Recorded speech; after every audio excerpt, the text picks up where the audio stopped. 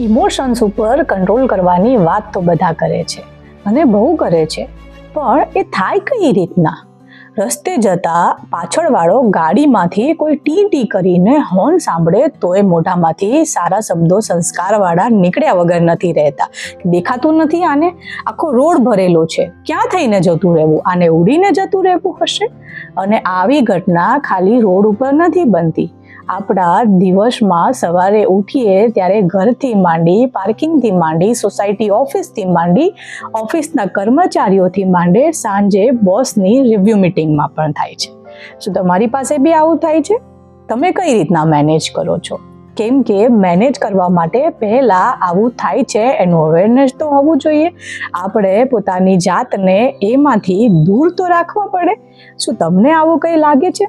Motivational talks તો બહુ બધી છે, એંગર ઉપર વાત પણ બધા બહુ કરે છે, ફ્રસ્ટ્રેશન ઉપર પણ ઘણી વાત થાય છે, પણ એક્ઝિટ સમયમાં જ્યારે ડે ટુ ડે લાઈફમાં આપણે વાત કરીએ તો આ દેખાય છે કઈ રીતના?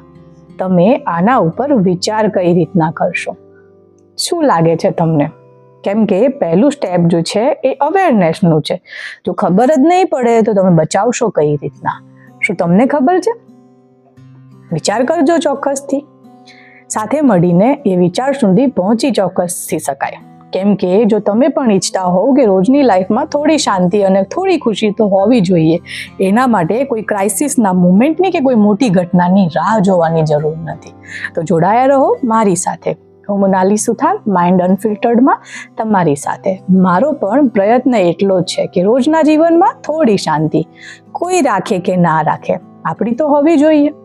આપણે તો કોઈને નથી નડતા, પણ આ આખી દુનિયા આપણને નડે છે. હું મારું મગજ ખરાબ કરવા માંગુ કે ના માંગુ, દુનિયાનો દરેક વ્યક્તિ પોતાના ઘરેથી બસ મને હેરાન કરવા માટે જ નીકળ્યો છે. શું તમને પણ આવો વિચાર આવે છે? તમે રોડ ઉપર હોય કે તમે મોબાઈલ ખોલો, તમે સ્ક્રોલ કરો કે તમે કોઈની સાથે વાત કરો, બધી જગ્યાએ બસ આ જ દેખાય છે. બચવું કઈ રીતના? વિચાર કર્યો છે? કે પછી તમે પણ વિચાર્યા વગર, કારણ વગર આ રેસ્ટલેસનેસ શેની છે બસ એમાં જ ઉલઝાયેલા છો? જણાવજો અને સબસ્ક્રાઇબ કરવાનું ના ભૂલતા.